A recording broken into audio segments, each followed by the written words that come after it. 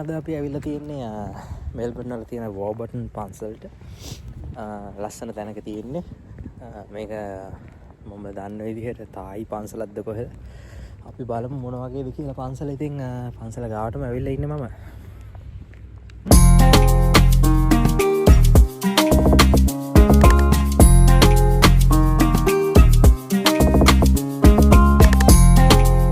ඉතින් අපි යාළුවෝ ඔක්කොම උදේම දානෙත් හදාගෙන පන්සලට යන්න පිටත් වුණා. ටිකක් දුර යන්න තියෙනවා මෙල්බර්න් වල ඉඳන් ගත්තාම පැයක් එකමාරක් විතර. හරිම ලස්සන තැනක්. ගැමි පාරවල් වල තමයි යන්න තියෙන්නේ. දැන් අපි මේ පන්සල ඇතුළට යන ගමන් තමයි ඉන්නේ.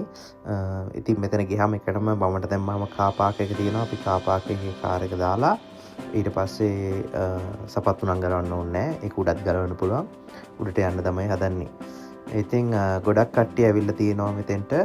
ඉතින් සාමාන්‍යයෙන් 10ට කලින් වගේ මෙතෙන්ට යන්න පුළුවන් නම් හොඳයි. එතකොට දානෙ පිළිගන්නන්න ඕන බඩු ටික හැම අපිට එතෙන්ට පූජා කරන්න පුළුවන්. ඉතින් අපි උඩට ගිහිල්ලා බලමු මොකද්ද වෙන්නේ කියලා.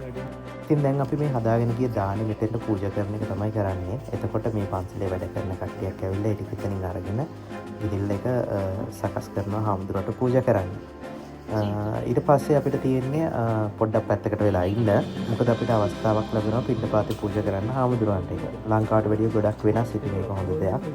අපිට chance එක හම් වෙනවා අපේ අතින්ම අපි හදාගෙන ගිය දානේ හාමුදුරුවන්ට මේ වගේ පොලිමට හැදලා පූජා කරන්න. ඉතින් පිටරට කට්ටිය එන කට්ටිය තායිලන්තේ වගේ එන කට්ටිය ඉන්නවා. ඒගොල්ලෝ ඉතින් ඒගොල්ලන්ගේ භක්තිය වැඩි හින්දා ඒගොල්ලෝ දන ගහලා තමයි කෑම ආහාර හාමුදුරුවන්ට පූජා කරන්නේ. ඉතින් මේ හාමුදුරුවෝ මේ අපෙන් ගන්න මේ අපිට මේ ප්ලේට් වලට දාලා තියෙන බත් ඒගොල්ලෝ ඒක වළඳන්නේ නැහැ. ඒගොල්ලෝ ඒ ටික අරගෙන ගිහිල්ලා වෙනම පැත්තකින් තියනවා. තියලා ඒගොල්ලෝ වෙනම ඊට පස්සේ දානශාලාවට ගිහිල්ලා කෑම ගන්නවා. අපි මේ කට්ටියම හාමුදුරුවන්ට ආහාර පූජා කරලා ධර්මශාලාවට තමයි යන්නේ. මෙතන ගිහිල්ලා අපිට පන්සිල් දීලා තමයි හාමුදුරුවෝ ආහාර වළඳන්නේ. ඉතින් මේක අපේ ආහාර ධර්මශාලාවට ගිහිල්ලා පන්සිල් ගත්තන් පස්සේ හාමුදුරුවෝ අවස්ථාවක් දෙනවා අපිට අපේ තියෙන ප්‍රශ්න ඉදිරිපත් කරන්න. එයා වෙලාවකුත් දෙනවා ඒගොල්ලෝ ආහාර අනුභව කරලා ඉවරනන් පස්සේ අපිට එන්න පුළුවන් කියලා. ඉතින් දැන් අපි මේ යන්නේ අපි දානේ වළඳන්න තමයි යන්නේ. වළඳන්න නෙමෙයි අපි දානේ ගන්න තමයි යන්නේ. ඉතින් ඒගොල්ලෝ අපි ගෙනාපු ආහාර හාමුදුරුවෝ ඒගොල්ලෝ බෙදාගත්තන් පස්සේ මේ විදිහට ඒ ආපු කට්ටියට කන්න මේ විදිහට මේ මේසවල දාලා ඇස් එකලා තියෙනවා.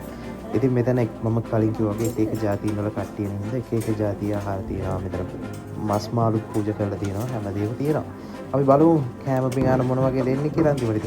ඉතින් ඔයාලත් මෙහෙනම් ඉන්න ඔයගොල්ලන්ට මේ වගේ පන්සලට ඇවිල්ලා කෑම පූජා කරලා මෙතන බලලා යන්න පුළුවන්. අපි දැන් එහෙනම් පන්සල වටේ රවුමක් ගිහලා බලමු. මේ පැත්තෙන් ඇවිදගෙන යද්දි මේ තියෙන්නේ දානශාලාව. මෙතන තියෙන්නේ මේ පැත්තේ තමයි කෑම හදලා ඒගොල්ලන්ට ගෙනිහිල්ලා දෙන්නේ. මෙතන තමයි ධර්ම දේශනාවක් කියලා කන්න බොන්න දෙන්නේ. ඉතින් වටේම හරි ලස්සනයි. අඳුරින් මට වෙලා තියෙන්නේ පේනවා නම් මේක හරි නිස්කලංක තැනක්. හාමුදුරුවන්ට භාවනා වැඩ කරන්නේ ඒගොල්ලෝ අර ඈත පේන කඳුවල තමයි ඒගොල්ලෝ භාවනා වැඩ කරන්නේ. සම්පලත් මේ පැත්තේ අපි ගිහිල්ලා බලමු මෙතෙන්ට. එතන එකටම යද්දී නිකන් මකර තොරණක් වගේ එකක් තියෙනවා.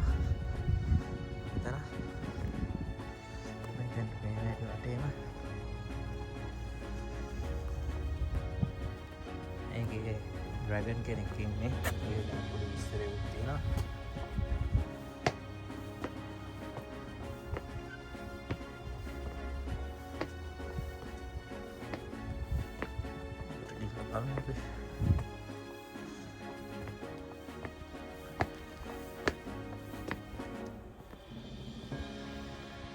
ඉතින් මේ හැමතැනම වගේ ගහලා තියෙනවා වැඩිය සද්ද කරන්න එපා කියලා. මම හිතන්නේ ඒකට හේතුව ගොඩක් වෙලාවට මෙතන භාවනා වැඩගෙන හින්දා වෙන්නේ නැති.